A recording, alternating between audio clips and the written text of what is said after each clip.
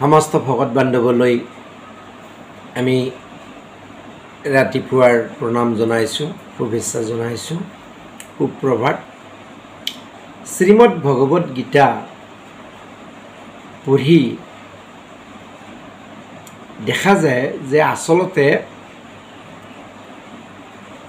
গীতাখন আৰম্ভ হৈছে যেন দ্বিতীয় স্কন্ধৰ 7 নম্বৰ শ্লোকৰ পৰা। আমি জীৱনত আধ্যাত্মিকতা সম্বন্ধে যেতিয়ালৈকে প্ৰশ্ন আমাৰ মনলৈ নাহে, মই কোন, মই কিয় জন্ম লৈছোঁ, মই কিয় মৰোঁ, মৰাৰ পিছত ক'লৈ যাওঁ, মোৰ এই জীৱনত কৰ্তব্য কি, এইবিলাক প্ৰশ্ন যেতিয়ালৈকে আমাৰ মনলৈকে নাহে তেতিয়ালৈকে জীৱন সাৰ্থক নহয়।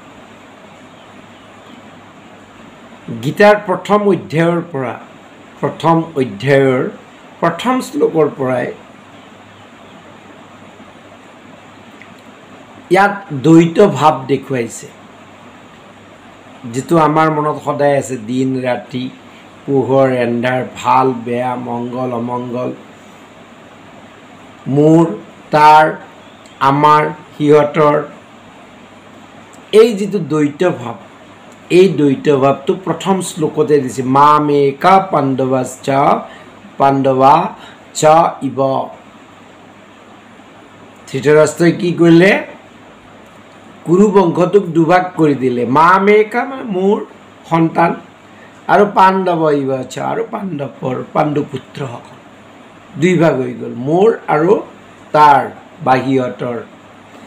এই দ্বৈত ভাৱটোৰ নামে অজ্ঞানতা, অবিদ্যা, মোহ, যিয়ে নকওঁ কিয় আমি। আৰু এইটো যদি যাব লাগে তেনেহ'লে এজন একান্ত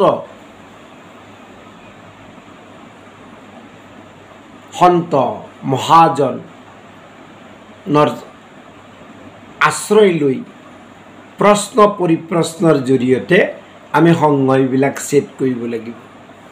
শ্ৰীমদ ভগৱত গীতাৰ দ্বিতীয় অধ্যায়ৰ 7 নম্বৰ শ্লোকত অৰ্জুনে যি এতিয়ালৈকে কৃষ্ণৰ সখী হৈ আছিল, এতিয়া কৃষ্ণক গুৰু মানিলে, গুৰু সম্বন্ধ স্থাপন কৰিলে। কি বুলি?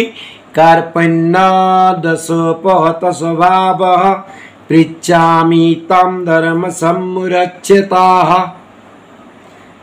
যশ্ৰেয়সন্নিচিত্তম ব্ৰূহীতন্মে শিষ্যস্তেহম সধিমাম তাম প্ৰপন্নম। কি বুলি ক'লে? যে মই চিত্তৰ দীনতাত ভুগিছোঁ,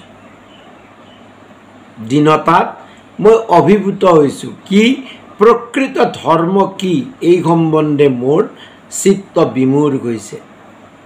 আচল ধৰ্মনো কি? মইতো শোকাগ্ৰস্ত হৈছোঁ।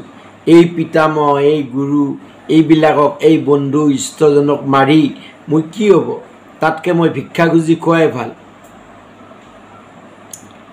গতিকে হে কৃষ্ণ, মোৰ পক্ষে যিটো শ্ৰেয় হয় সেইটো মোক নিশ্চিত কৰি কোৱা। তাৰমানে শ্ৰেয়টো কোনে ক'ব পাৰে? সন্ত মহন্ত ঈশ্বৰৰ অংশ অৱতাৰে। আৰু জগতত আমি কিহক গুৰুত্ব দিওঁ? প্ৰেয়ক গুৰুত্ব দিওঁ। প্ৰেয়কৰ কি বোলে? পতি পত্নী, পুত্ৰ, ঘৰ গৃহস্থী, এইবিলাকক আমি প্ৰেয় মানো, প্ৰেয়টোক গুৰুত্ব দিওঁ। গতিকে মই তোমাৰ শিষ্য আৰু শৰণাগত। যেতিয়ালৈকে শিষ্যত্ব গ্ৰহণ নকৰে, যেতিয়ালৈকে শৰণাগত নহয়, তেতিয়ালৈকে যিসকল তত্ত্বজ্ঞানী তেওঁলোকে কেতিয়াও কাকো একো উপদেশ নিদিয়ে। কাৰণ যিহেতু বিশ্বাস যেতিয়ালৈকে গম নাপায় তেতিয়ালৈকে যে বিশ্বাস আছে, সেইজনকহে মাত্ৰ আধ্যাত্মিক উপদেশ দিয়া হয়। ভাগৱততো একে কথা। শৌনকে কৈ আছে, সূতে শুনিয়ে আছে। যেতিয়া সূতে গম পালে যে শৌনক আদি ঋষিসকলে সঁচাকে শ্ৰীকৃষ্ণৰ গুঞ্জক লীলা শুনিবলৈ অত্যন্ত ইচ্ছুক, তেতিয়াহে সূতে মাত দিছে। পৰীক্ষিতক চাওক, শুক আহি গংগাৰ পাৰত উপস্থিত হৈছে। পৰীক্ষিতে প্ৰশ্ন কৰি আছে, কাহাক ভজিবে, কাহাক স্মৰিবে, কাহাক শুনিবে। আৰু যেতিয়া পৰীক্ষিতৰ প্ৰশ্ন পাইছে তেতিয়াহে শুকে কৈছে যে তুমি আচলতে যি প্ৰশ্ন কৰিছা এই প্ৰশ্ন সকলো জগতৰ লোকৰ কাৰণে সাৰ প্ৰশ্ন। গতিকে ইয়াত অৰ্জুনেও আজি যিটো প্ৰশ্ন কৰিছে আমাৰ সকলোৰে কাৰণে সাৰ। আৰু তেওঁ লৌকিক সখী সম্বন্ধ বাদ দি এইবাৰ কি কৰিলে, তেওঁ শৰণাগত হৈ তেওঁ কৃষ্ণৰ প্ৰপন্ন শিষ্যত্ব সম্বন্ধ স্থাপন কৰিলে। এতিয়া শিষ্য যেতিয়ালৈকে পূৰ্ণ আত্মসমৰ্পণ নকৰে তেতিয়ালৈকে গুৰুৰ প্ৰসাদ লাভ কৰা সম্ভৱ নহয়। আমাক ফেচবুকত বহুতে কৃষ্ণ মানে কি, কৃষ্ণৰ অৰ্থ কি, এইবিলাক কথা সুধি থাকে। কিন্তু যিজন ব্যক্তিৰ মই দেখা নাপাওঁ যে তেওঁৰ বিশ্বাস আছেনে নাই, শ্ৰদ্ধা আছেনে নাই, তেওঁক কৃষ্ণ সম্বন্ধে কৈ কিবা লাভ আছে জানো? নাইকে শ্ৰদ্ধা নপাতৰ কাৰণ তাক নিদিবি নামক দান, সেইজন নাম অপৰাধী হয়। গতিকে মই নাম অপৰাধত কিয় পৰোঁ? এতিয়া শিষ্যৰ পূৰ্ণ আত্মসমৰ্পণ ব্যতিকে গুৰু প্ৰসাদ প্ৰাপ্তি নহয়। আৰু সেইবাবে অৰ্জুনে নিজৰ যি ক্ষুদ্ৰ আমিত্ব মমত্ব এইটো বাদ দি পেলাই এইবাৰ কি কৰিছে, লৌকিক সখী সম্বন্ধটো বিসৰ্জন দিছে, দি এইবাৰ ভগৱান শ্ৰীকৃষ্ণৰ চৰণত আত্মসমৰ্পণ কৰিছে। শিষ্যস্তেহম সাদি মাম তাম প্ৰপন্নম। গতিকে নিজক এতিয়া আৰু শূৰবীৰ বুলি তেওঁ ভাবা নাই। তেওঁৰ যি অহমিকা, অহম্মম, মই আৰু মোৰ, সেই ভাৱটো পৰিহাৰ কৰিছে। যুদ্ধ কৰোঁ যুদ্ধ নকৰোঁ, এই যি দোদুল্যমান অৱস্থাত অৰ্জুন, তাত আমিত্ব আছে, বুদ্ধিক আশ্ৰয় কৰি আছে।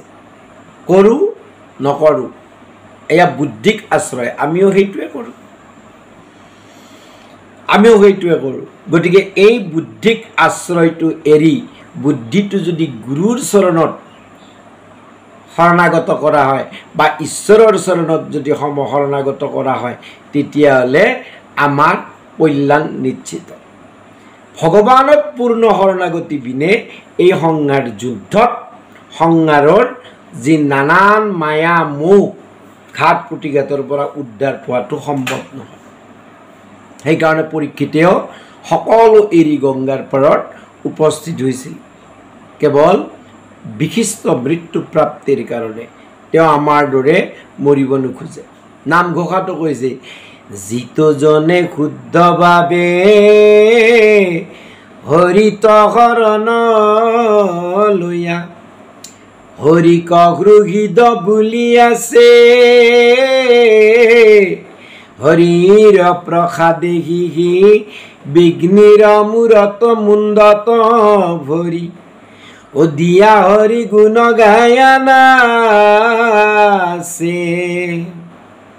গতিকে যেতিয়া ঈশ্বৰত শৰণাপন্ন হয়, বাহিৰৰ গুৰুৰ পৰা গোটেই সংগই ছেদ কৰি বাহিৰৰ গুৰুকে বিষ্ণু বুদ্ধি কৰি ভগৱান মানি যেতিয়া আমি আমাৰ মন চিত্ত পৰিশুদ্ধ হ'ব, তেতিয়া হৃদয়ত যেতিয়া কৃষ্ণ প্ৰকাশিত হ'ব, আৰু তেতিয়া যেতিয়া কৃষ্ণত শৰণাপন্ন হয়, তেতিয়াহে জীৱৰ কল্যাণ হয়।